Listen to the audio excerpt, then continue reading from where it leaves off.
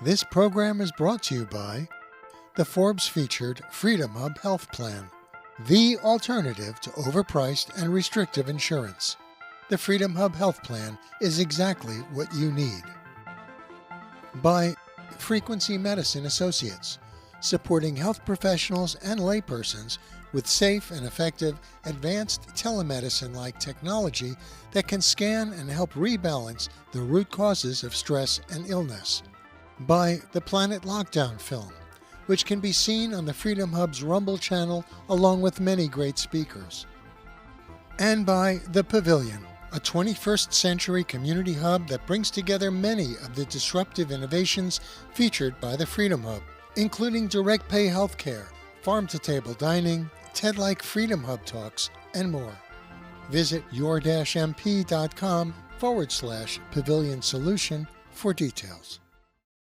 All right. Welcome, everybody, to another episode of Health, Biz, and Politics. I'm your co-host, Jim Grapek, joined by Charlie Froman. And a little unusual for me today because my internet's not working. We have high winds. So thank you. Charlie is going to bring up our website, which is your-mp.com. If you're new to the channel, so you can always go here, see who we have, and skip down. This is on your Media Hub tab up there. And there are two subscribe buttons. We suggest you do subscribe. And then if you go down, you can read who's coming, the bios, and so on, the topics. And down below that are our channels. We are on Brighteon, BitChute, YouTube, and Rumble. Not so often on YouTube, when we're a little out of the box, which we are often on this show. So, or Thursdays, certainly. Anyway, so that's where you'll find it. And also a lot of other good solutions there. He's clicking on you. I think I can't even read it. Your health solution or something, your health hub, whatever it might be. We've got Genexi, we've got some really cool stuff that can help your health, save you money. And even if you have insurance, worth looking at. And Charlie's the man for health sharing, which is phenomenal. I mean, if you can do that versus regular insurance, you pay half the price roughly, and you have actually more options. So it's really cool. And with that, I think anything else, Charlie? If not, I'll turn this over to you and take it from here. Thanks, Jim. And in the promo folks received for today's weekly health webinar, I alluded to by link, past guests that have challenged our thinking on mainstream ideas about healthcare, whether it's the mouth. We've had a couple of biocompatible dentists, Jerry Curatola and Richard Fisher, talk about the higher quality dentists you should be looking for because they're available. Usually they take cash, and becoming a cash patient will facilitate those appointments. And then also in surgery, which applies to today's event, we had Barry Friedberg on pain-free and opioid-free anesthesiology with his ketamite or whatever it is he uses. Maybe you remember the word, Jim, on his anesthesiology. So there are specifics and all kinds of healthcare that you can learn about in this weekly program that'll make you a better patient. You'll save money and you'll avoid pain. And in today's case, you might avoid an infection because just as we learned that the mouth has meridian points and connections to all your bodily organs, the nose has significance that most of us probably haven't considered. And Nicholas Tsaclas, and he'll Tsaclas will tell us about that.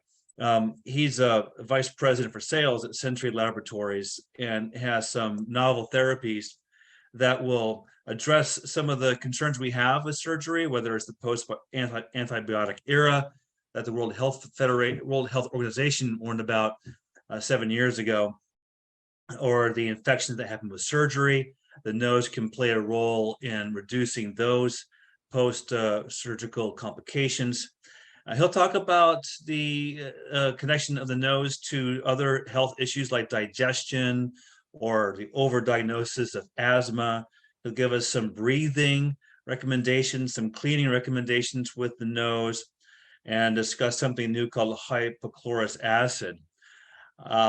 So with that, Nicholas, speak for as long as you want on how the nose knows, and then we'll go to Q&A, and it'll be as usual. Wherever the Q&A goes is where the conversation will go. So welcome, Nicholas. Thank you very much. That's fine. That's fine.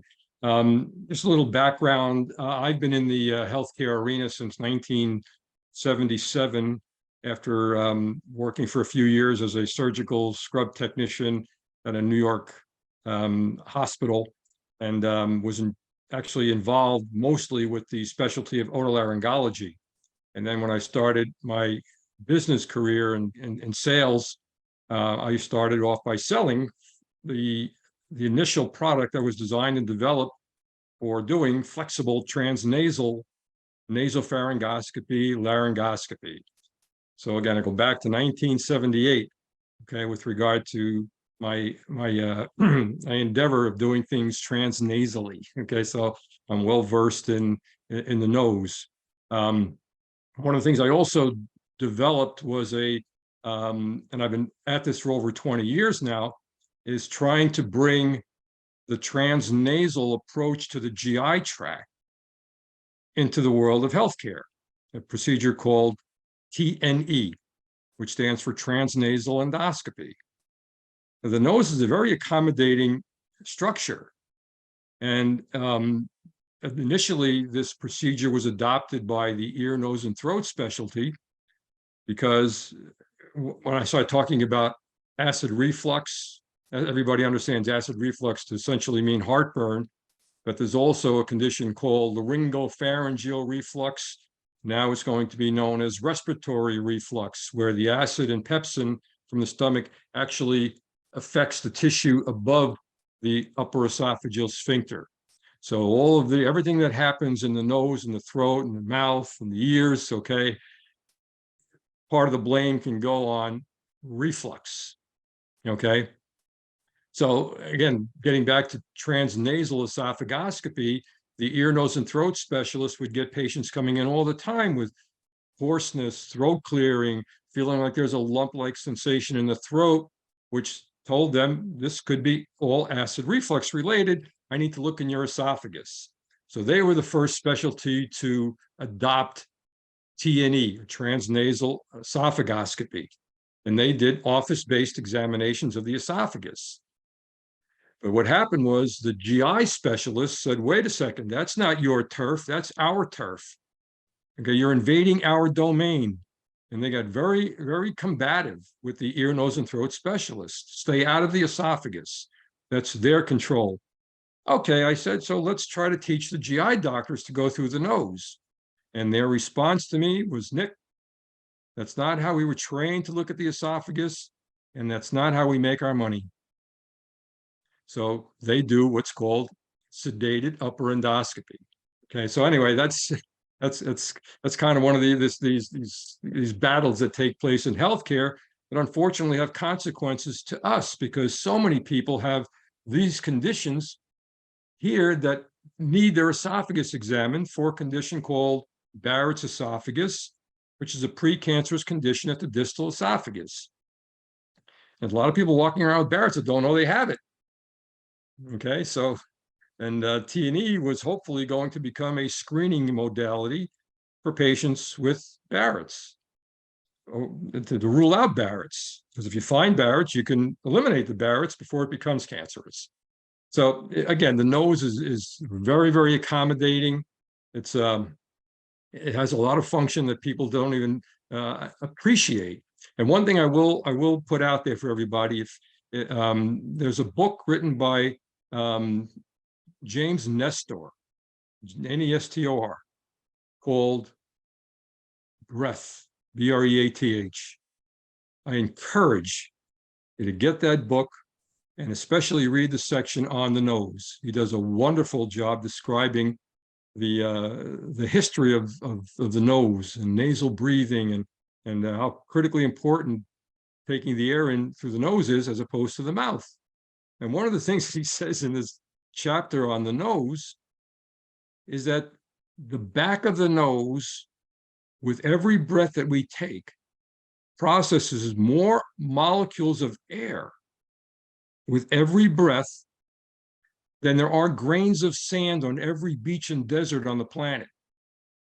Think about that for a second, okay? So with every breath we take, that's one paragraph that I've read over and over and over again in that book.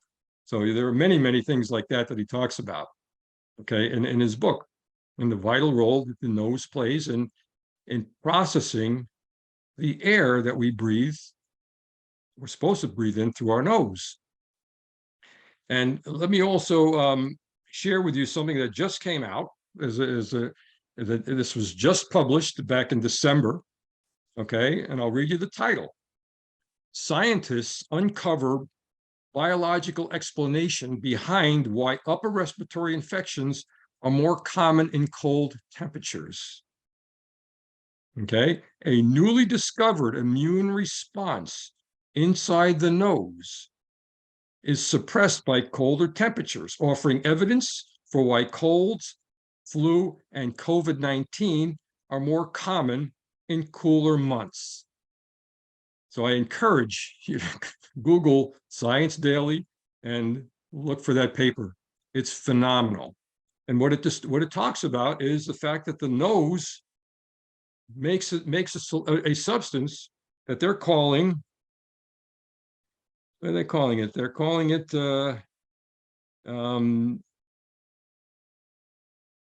well, actually, let me read you this one. The first line of defense is in the nose. The nose is one of the first points of contact between the outside environment and inside the body, and as such, a likely entry point for disease-causing pathogens. Pathogens are inhaled or directly deposited, such as by hand, because we touch our nose, into the front of the nose, where they work their way backwards through the airway and into the body, infecting cells, which can lead to an upper respiratory infection. And how the airway protects itself against these pathogens has long been poorly understood. So that paragraph alone should encourage you to seek out this paper and read the entire study. It's phenomenal. Okay. But again, it's about nasal breathing and how important nasal breathing is as opposed to breathing through the mouth. It's not okay to breathe through the mouth. The mouth was meant for eating, the nose was meant for breathing. Okay. The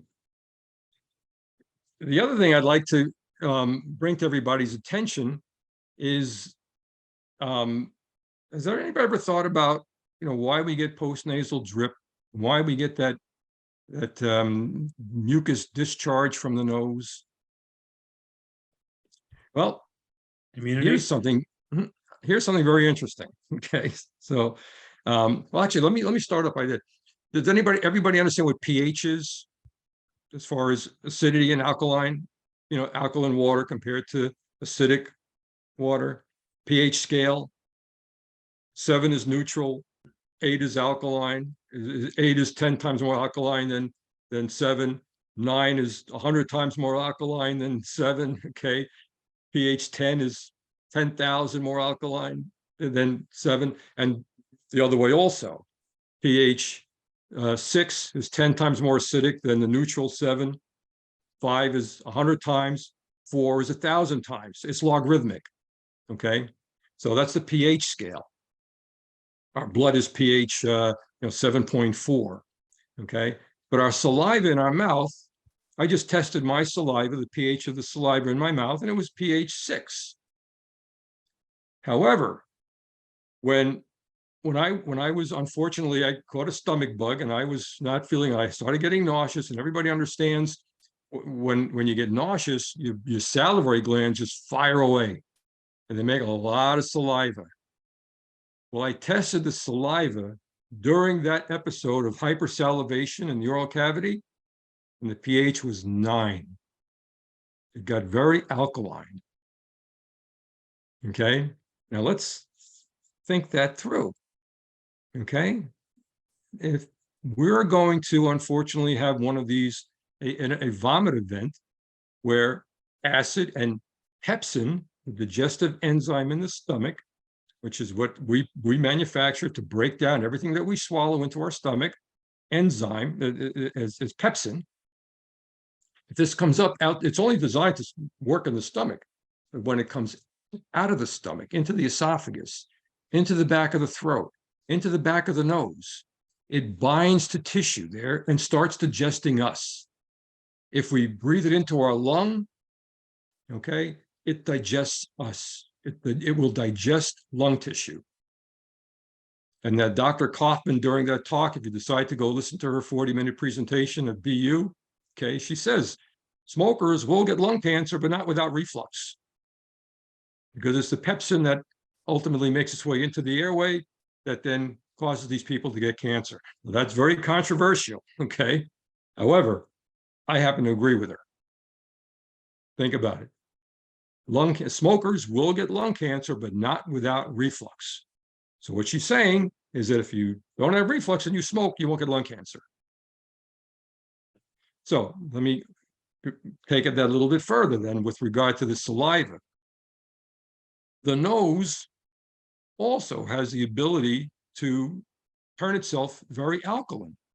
The mucus that the nose makes. Okay, typically it's around 7. Okay, if you're able to get some mucus drainage, but if you get really a lot of mucus flowing, or it's either going back or it's flowing out of your nose, I've tested the pH of that clear mucus. It's not yellow, it's clear. I don't have a cold or anything. I'm just making a lot of nasal mucus. Okay, and it's a little bit on the thick side, but it's clear. I test the pH. It's over 8. Okay, now let me say this. Pepsin, that digestive enzyme, gets completely denatured and killed at a pH of 8 or higher. At a pH of 7, it's still active. It's still digesting whatever it's in contact with. It's breaking it down. So doesn't it make sense physiologically that if we have a reflux event and the reflux is, the pepsin has come all the way up into our throat, that it tells the brain to tell the nose to make alkaline mucus. We need it. Okay, and we're really not supposed to be blowing our nose. We're supposed to be sniffing it in and swallowing it. But hopefully sniffing some of that in, it sends it into our airway where it couldn't very well be needed, because it could be tissue-bound pepsin in the trachea or in the main stems of the lung. So that's the body's own defense mechanism kicking in and saying, I need more, I need alkaline mucus, I got to deal with this. Okay, so again, pH 8 or higher, pepsin gets completely denatured. Done, dead. Doesn't work anymore. Needs an acidic environment to be proteolytic and break down protein. Okay, a lot to digest, isn't it? Makes you appreciate what the nose actually does. But this is something new. I've questioned famous, world-renowned ear, nose, and throat doctors around the country, and I said, you know what the pH of nasal mucus is? And they said, I have a clue. I said, what if I told you that when at certain times during episodes of non-allergic rhinitis, the pH can actually go all the way up to 8.3? And they, really? That's interesting. I wonder why that would happen. Well, then I have to explain to them this whole issue of tissue-bound pepsin in the airway from acid reflux. Now it's starting to make sense to some doctors. Okay, so the other thing that Charles mentioned earlier was a solution called hypochlorous acid. Okay, hypochlorous acid is not new. Hypochlorous acid has been around hundreds of years. They used it on the battlefield during World War I to prevent infection in soldiers that were wounded in battle. It's been around for, again, hundreds of years. And again, it's not hydrochloric acid, it's hypochlorous, HYPO, CHLOROUS, hypochlorous acid. It happens to be the foundation of the human innate immune system. The neutrophils in our blood cells, in our white blood cells, produce hypochlorous acid in order to fight off infections throughout our body. It was actually, if you think about it, it was the very first antimicrobial that ever existed on planet Earth. If all mammals that have blood and white blood cells, their white blood cells, the neutrophils, make hypochlorous acid in order to fight off bad bacteria and viruses. Fungus, yeast, mold, you name it. Hypochlorous acid destroys them all. And it's safe enough to drink. It's safe enough to spray in your eyes. It's safe enough to spray up your nose. So again, I encourage you to Google hypochlorous acid. There are companies that make solution. They sell it by the bottle. They also sell machines to make hypochlorous acid at home. How do you make hypochlorous acid? Tap water, sodium, a little bit of vinegar, and electricity. When you electrolyze saline, which is what saltwater is saline, it breaks down the molecules and turns it into hypochlorous acid. Now, the only thing about hypochlorous acid is once it becomes hypochlorous acid and it's in an open container, the shelf life is only 3 or 4 weeks before it turns itself back into regular water again. Because it's called relaxation. But it's essentially, it's like chlorine. That's what it is. Okay, that's what it smells like. It smells like pool water.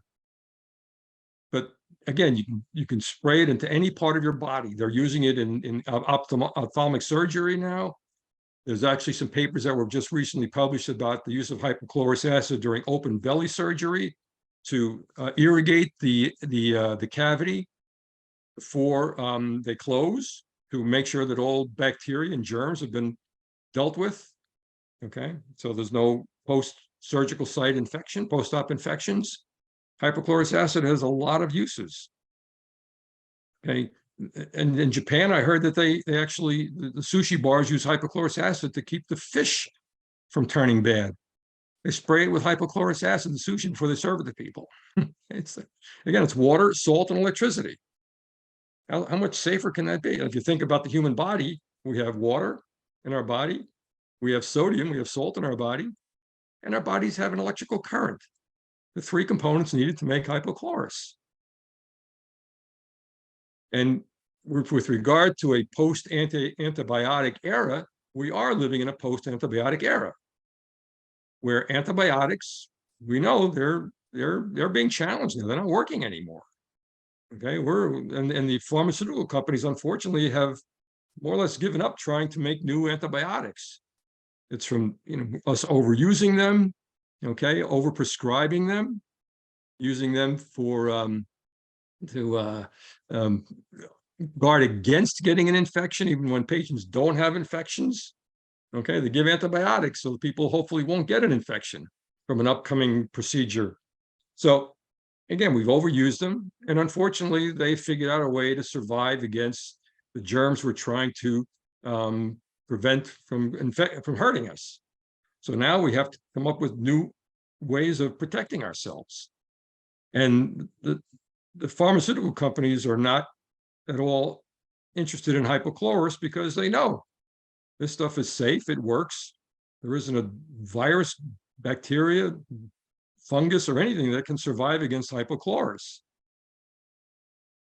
But yeah, it's so easy to make, and because there's no you can't make any money on hypochlorous acid. Okay, but now unfortunately we're in this situation where we have to start paying attention to the solution as a way to keep ourselves safe. I don't go anywhere without my bottle of hypochlorous. I have hypochlorous acid nasal spray, hand spray. Okay, I keep this. I go everywhere with it. Spray the fruits and vegetables in the grocery store if I want to test a grape. Okay, before I buy a bunch of grapes, I spray the cart handles, the baskets. I don't go anywhere without it. I'll spray my silverware if I go to a restaurant. Okay, spray the table, making my environment a little safer. It's a lot to digest, isn't it, people? Isn't it, folks? It Any is. questions thus far? Yeah, we'll if you're ready to wrap it up, we'll go to Q&A. Okay, yeah, I think that's a lot already for today, and we've gone through a lot. So Definitely. And folks, if you want to ask a question, you'll find the raise hand icon under the reactions tab around your Zoom controls. And while you think of your question, I'll ask a couple. Unless Jim, you have one, go ahead. Well, actually, it sounds great. It's on my list now to go buy some. I'm curious how it compares to colloidal silver, which I'm sure you're aware of. Are they kind of in the same ballpark, or? well, I'm not that familiar with the colloidal silver. I know it is. It does have germ killing properties. Okay, but I started researching colloidal silver. It's about the same time I found hypochlorous, and hypochlorous got me completely, forget everything else. This is the best stuff out there, and Yeah, okay. yeah. But that makes a lot of sense. The water, salt. But you said vinegar, a little bit of vinegar in there. Yeah, I have a unit that I bought from a company called Geneon, Geneon. I bought the Trio Right. machine, and I don't know how that company's currently doing, but I've had that unit for about 3 or 4 years now, and the way I ran out of the electrolyte that they sell. They sell a little packet with the electrolyte in it. They just pour into the water. But I decided that let me just try. So I use kosher salt, 1 tablespoon of kosher salt, a tablespoon of white vinegar, and I diluted in about maybe 20 cc's of water to dilute the crystals, and then pour that into a half gallon of water into the canister, and in 15 minutes I have hypochlorous. Yeah. Yeah. Okay. I mean, even the power of water, electrically charged, which they use in Japan and some other places to disinfect hospitals. I mean, you don't even, we have an alkalizer here at the house. You can put it on high acid and use it to clean your cutting boards and things. Yeah, So- that's I'm sure that's hypochlorous. Yeah. That's Oh, hypochlorous. okay. Yeah. Sure. Yeah. All Because right. hypochlorous works best when it's at a pH of about 6.5 to 6.8, so slightly acidic Right. is when it's the most effective. But again, I think you'll be consumed and enthralled when you start reading about hypochlorous. Yeah. Okay. Okay. It's Great, an amazing solution. So a couple of scary things you mentioned, Nicholas, the fact that this nasal endoscopy that you described as being very helpful for some esophageal investigations has been stymied by the turf prowess of the GI specialists, number one, and number two, the fact that pharma, as addicted as it is to power and wealth, never will pursue studies of an unpatentable treatment like cheap and widely available hypochlorous acid. So are we in danger because your endoscopy's nasal approach is not there? I mean, the same question kind of applies with other webinars we've had, like with Barry Friedberg on the Goldilocks anesthesiologist, where he's using this ketamine anesthesiology, which doesn't have any of the side effects of the standard anesthesiology potions. And he's saying we should look for surgeons that work with anesthesiologists that will offer that higher quality anesthesiology. You're saying that there is lower quality esophageal endoscopies because of the GI interference in your nasal entry point upgrade. So let's talk about that. Is that a serious matter, this blockage of your novel upgrade on this approach to that disease or investigation? Well, what I'm hearing now from my contacts in the field is that finally T&E is kind of making a comeback. The GIs at a lot of recent meetings that they had, local meetings and regional meetings, are still talking about T&E and admitting that they kind of blew it when they abandoned it about 7 or 8 years ago. and they really should start to refamiliarize themselves with this approach to the GI tract. And I think part of the reason has to do with the reimbursement that they were typically getting for sedated upper endoscopy is now down to very low numbers. Okay, last I heard was $130 that they're getting for doing an upper endoscopy on a sedated patient. So they're saying, well, I say, we're hearing through the grapevine that if the doctor does it in the office through the nose, where you don't have to deal with sedation and you don't need an anesthesiologist standing by, all you have to do is know how to navigate the anatomy of the nose, how to work with an awake patient who's sitting up completely awake and staring right back at you, okay, as opposed to laying on their side completely zonked out. Once they have to learn that approach, the reimbursement is relatively it's high. I'm hearing some people report they get $600 from insurance for doing it in the office, as opposed to $150. I think that's part of what's causing the GI say, wait a second, now we gotta think twice about this. Okay. And let's start. So again, it's up to patients need to understand what T&E is. Okay. And start requesting it. Listen, if I have symptoms here and I don't need to be put to sleep, why would I want to be put to sleep? All I have to do is not eat anything by mouth for 2 hours prior to having this transnasal exam, to get my esophagus examined, and then go back to work. And nobody has to drive me to your office. It makes all the sense in the world. Where can I go to have this type of examination performed? And there are only a handful of doctors scattered around the country that offer it. But you can find them on the internet, YouTube, Google type in T&E, transnasal esophagoscopy, and you'll find doctors that demonstrate the procedure very nicely on YouTube. So Unfortunately, because of the better reimbursement now for T&E, is that you saying that is proliferating a little better now among the profession? It's starting to be noticed by the GIs. Yes, maybe we should learn the nose. Okay, maybe we should learn how to do an endoscopy on an awake patient. And is it difficult? I remember in India, I had an Ayurvedic procedure with it's sort of related to teeth flossing, where they floss the nose. And so I had something stuck up here and out here. And because I have sort of a congested right nostril, it's a bit uncomfortable, but still that beats sedation. And if the T&E approach is more effective for the symptom, how easy is it for a specialist to learn the technique using the nasal approach, and how comfortable or tolerable is it for the patient? Well, it's extremely tolerable for patients if they in fact go to a specialist that knows the proper technique.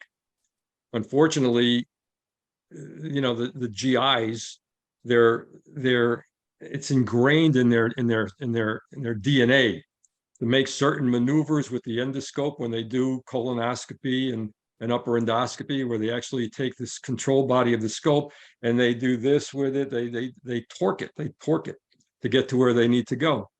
When you do T&E, the scope is being held by the endoscopist right in front of the nose, and all you do is pronate or supinate the wrist. Okay, but you have to stay on plane.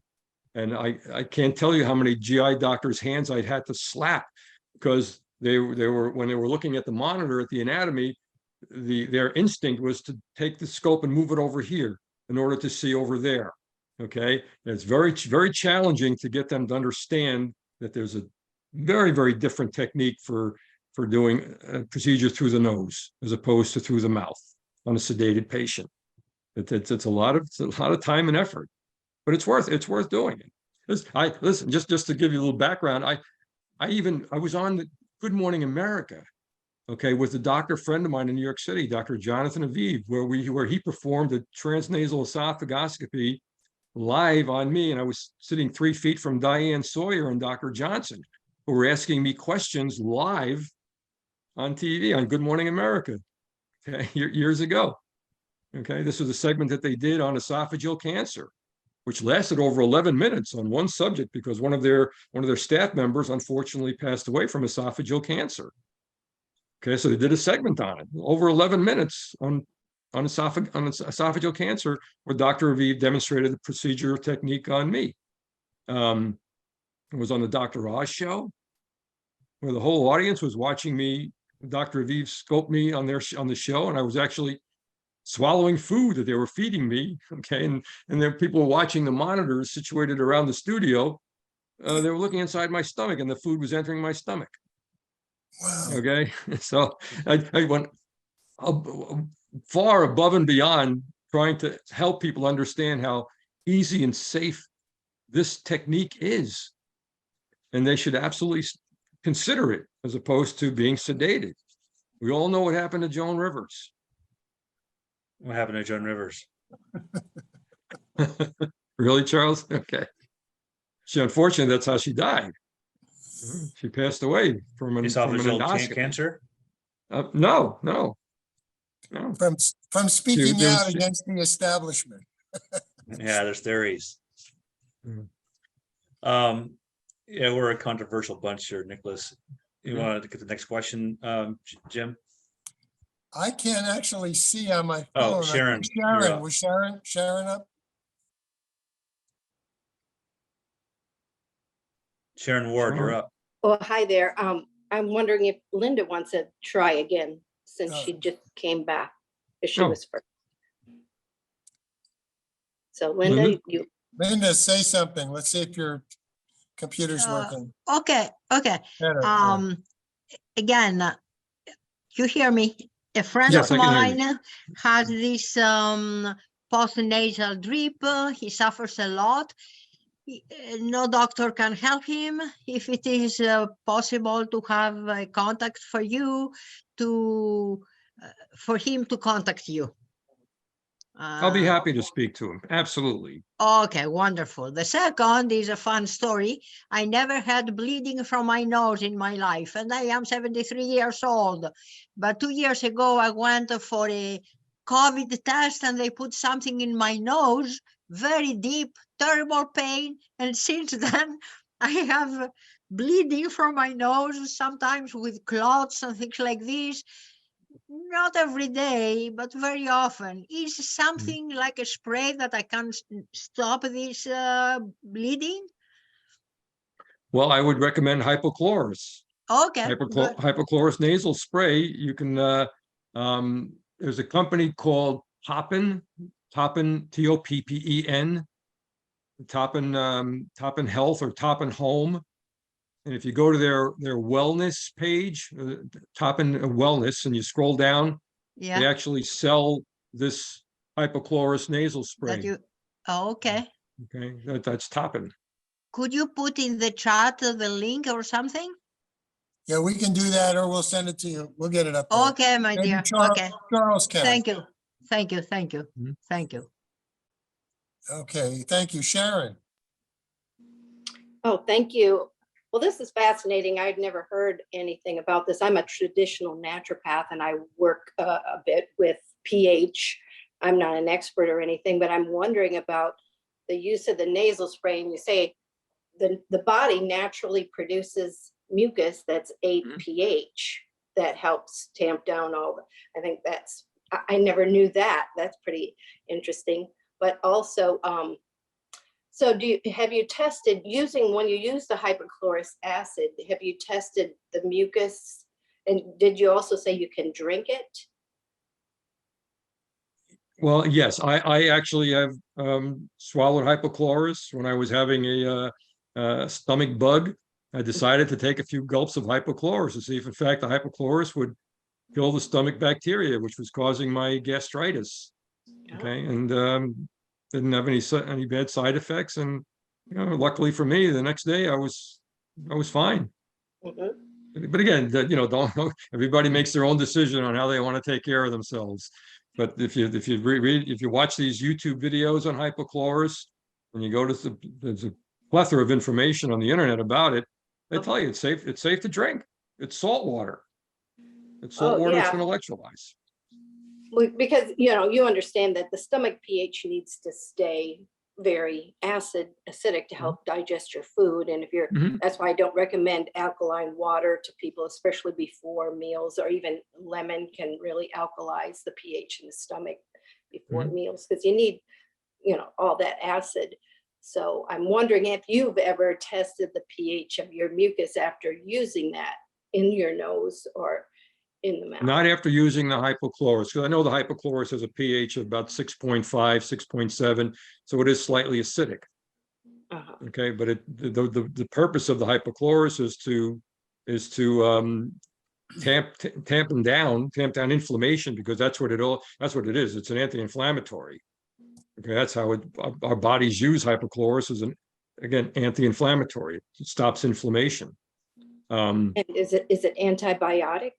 Antibiotic, antimicrobial, yes. It'll kill germs. It'll kill you name it. It kills everything except us, because our bodies make it.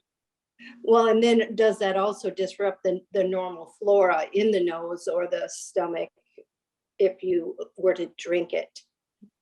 Well, I'm sure everything comes back. It's only temporary. It's not going to last forever. Right. Okay, eventually the hypochlorous relaxes and moves on through the system. I haven't had any issues. What I will tell you is that when I have an episode of nasal congestion, okay, this is what I've discovered is when I spray hypochlorous in my nose and sniff it in, where it's actually not only touching the skin on the interior part of the front of the nose or the anterior nares, but actually back where the turbinates are. Okay, the three structures, cartilaginous structures in the nose and the posterior pharyngeal wall. But the first thing it encounters is the inferior turbinate, which is the largest turbinate in the nose. And it is mucosa. Okay, so if I sniff it in and I get a burning sensation, that tells me that my nasal mucosa was in a state of inflammation. I was on the road to getting a cold because my mucosa was inflamed. And once that initial sensation of that nasal burn goes away, takes about 30 to 40 seconds, okay, then the burning stops. I repeat the nasal spray of hypochlorous acid, and it's hardly noticeable, okay, which means the inflammation has gone down. I've stopped the inflammatory issue and killed whatever germs were there. So if I wake up in the middle of the night and I have an itchy or stuffy nose, I'll spray hypochlorous, sniff it in, wait a few minutes, blow my nose, sniff it in again, spray it, sniff it in. All of a sudden I can breathe again. The mucosa shrunk back down again, the turbinate shrunk down, open up the airway. I can breathe again, I go right back to sleep. Well, No, I don't have to breathe through my mouth. I can breathe through my nose again. Huh. Well, that is fascinating. So you say we can go to YouTube and just search for hypochlorous acid and find all kinds of videos about it? Okay, great. Yeah, there are companies that talk about it as a nasal spray, in eye care, wound care. Hypochlorous acid is big in wound care, okay, to prevent people from getting bed sores in hospitals. I'm sure the mechanism is different. Than there's been a lot of talk about the chlorine dioxide lately, which is another supposedly natural antibiotic and can kill viruses and all that sort of. I've been looking into that, but this sounds like it's a totally different mechanism by changing the pH. And then do you have a link to how to get in touch with you or to find out practitioners or physicians that would use this technique? Which technique you're referring to, Sharon? To do the intranasal esophageal. Yes. There's I know that the ENT and allergy group, which is the largest ear, nose, and throat group in the country, out of the New York, New Jersey area, that they do transnasal esophagoscopy. And so I think out of the 300 physicians in that group, I think they have about 17 or 18 that are well-trained in doing T&E. Okay. And again, there are many on the internet. You can just go, even if you go to YouTube, you'll find doctors all over the country that do T&E. Oh, okay, great. Yeah, because I live near Chapel Hill, so I might, well, you never know. Well, let's what see. you're gonna get around Chapel Hill besides viruses. Well, here's a good story about UNC, okay, University of North Carolina. One of the doctors there, Dr. Shaheen, Nicholas Shaheen, who's a GI doctor. This is probably about 5 or 6 years ago when he was interested in T&E. So I made a trip down there. I actually gave him equipment to use, okay, and said, I'll come down and I'll train you how to do the procedure. And after spending about 20 minutes with him, teaching him the proper technique, we were able to actually scope 18 people in 3 hours and 15 minutes. Wow. In one day, one morning. And that was the record. Okay. So. Oh, amazing. Yeah, because I have a little bit of, I don't have reflux, but I have, I used to do mouth taping, but then I had to stop. For some reason, I was waking up having dreams of choking. And so I figured I had to stop the mouth taping, but I'm interested in looking into this more. Thank you so much. I love actually in that book, Breath, Charles Nestor talks about, James Nestor talks about mouth taping and the history of mouth taping in the section on the nose. Very interesting. Yeah, I tried that, and then for some reason it started, I would wake up in the middle of the night not being able to breathe, and so I stopped doing that, and I feel much better. And I haven't been. You needed to open up your nose, your airway, your nasal airway. So yeah, probably. I've always got some stuffiness, and some other of my clients I work with that too. So I'm going to definitely look into this.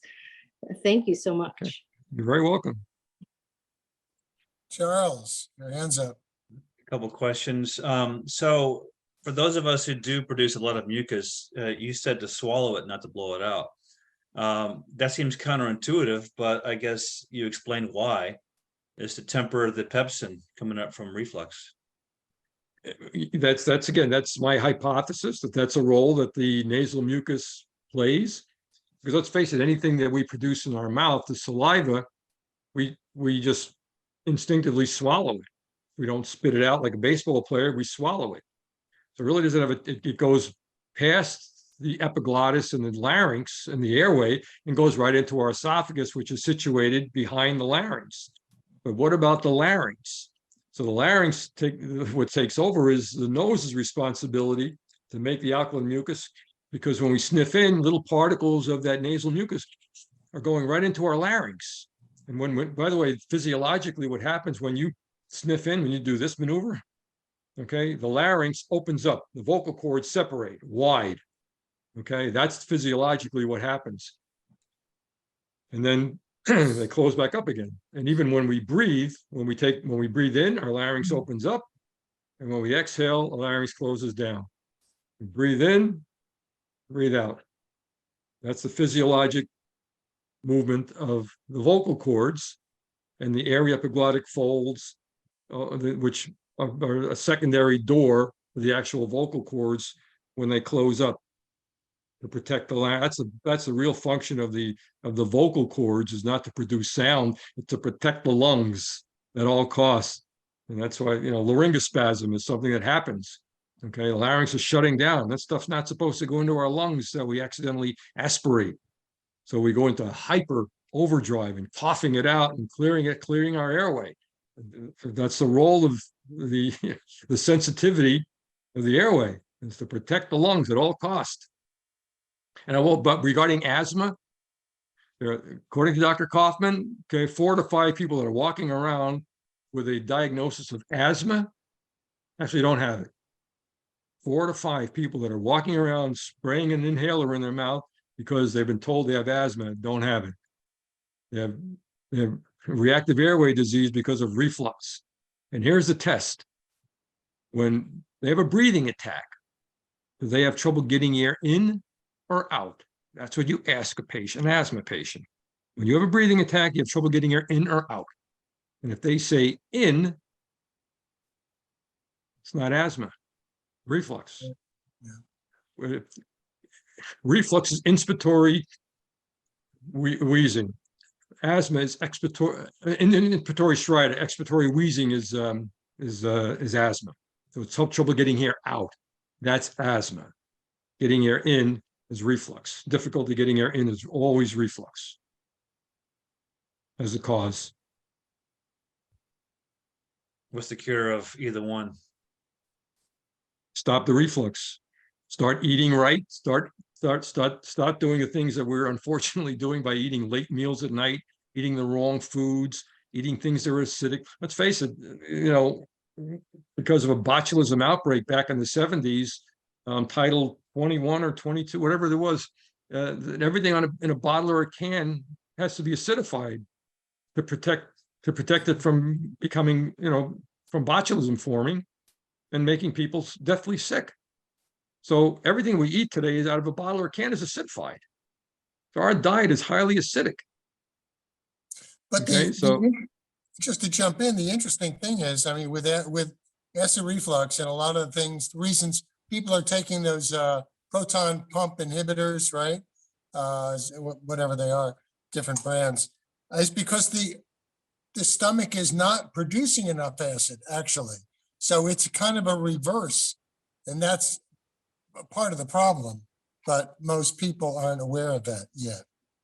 Yeah, well, there's been a lot of papers written about the negative effects of taking long-term PPIs. Yeah, The Nexium, the Prilosec, the Prevacid, they're now shown to cause osteoporosis and kidney issues, things like that. So you got to be very careful. And they even say you're not supposed to be on for more than 2 weeks. Yeah, actually, you mentioned vinegar. Apple cider vinegar seems to be a good way to help solve the acid reflux problem. A little bit every morning.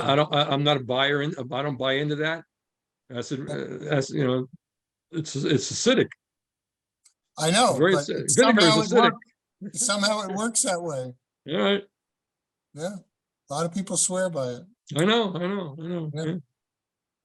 Okay, any other questions out there? Well, just as some people swear by neti pots, and we should probably address that. And Nicholas is your position opposition or indifference, or what is your comment on that nose cleaning technique from the Ayurvedic ancients over in South Asia?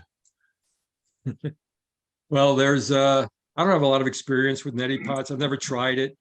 Okay, I'm more of a believer that the nose makes mucus for a reason, and it's important that we not interfere with the nasal physiology.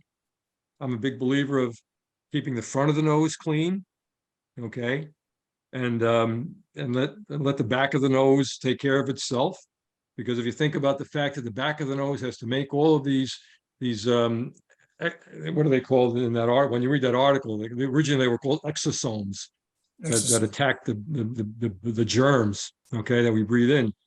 If we lessen the burden of the back of the nose by keeping the front of the nose clean, okay. By the way, I have what's called an ATP meter here, and if I swab just the inside of my nostrils, okay, and put it in the ATP meter, okay, just to see just how much organic material sits just in the front of the nose, it'll be the highest readout this reads is 9999, 9,999 relative light units, RLUs. Filthy, front of the nose, filthy.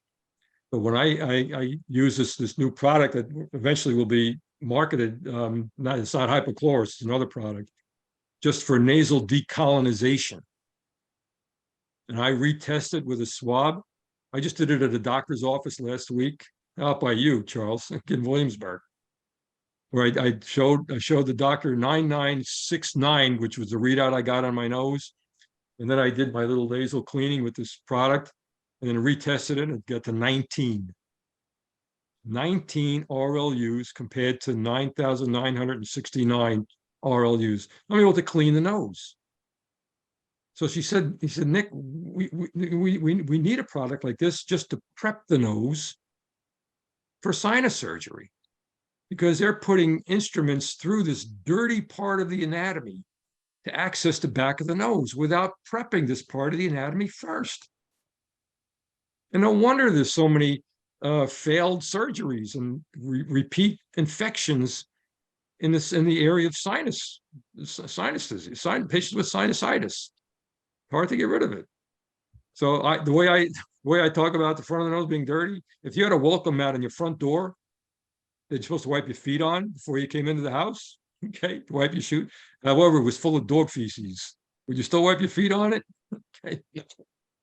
Well, that's how dirty the front of the nose is. Well, Charles Ford, we're almost on the hour here. Your hands up. Yes, thank you.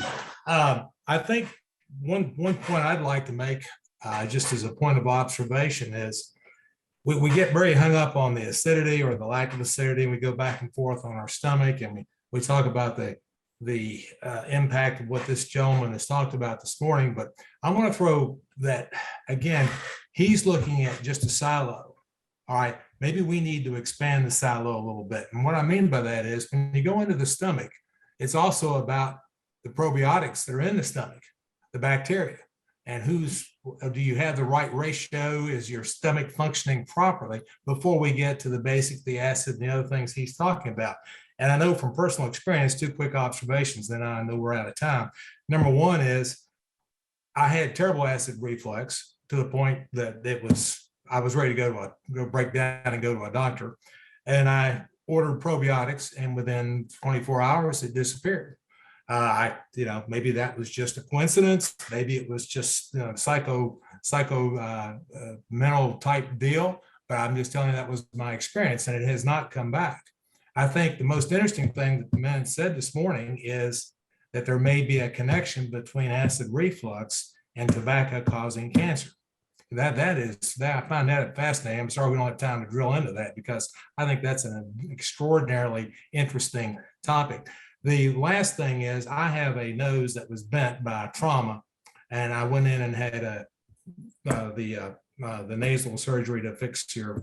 It failed twice. Then they finally came back after the second time and said, well, your problem is you've got to go get a piece of your hip pulled off, and you got to go get this done and crash your nose, and that'll fix it.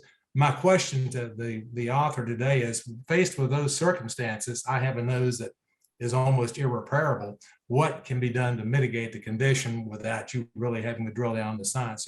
What options are available, or who can you send me to that might give me a legitimate course of action? Thank you.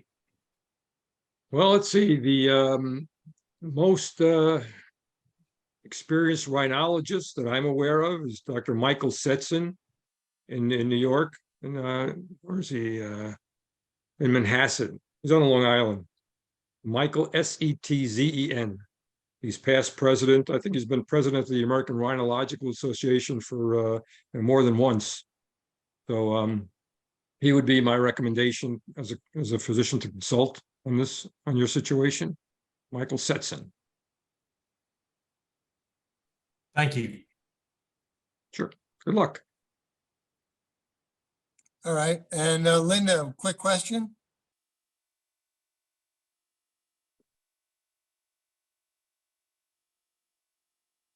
Maybe not.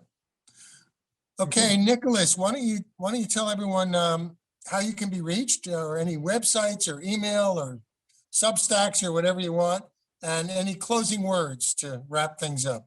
Yeah, I'm easily reachable. My email is first initial last name at gmail.com.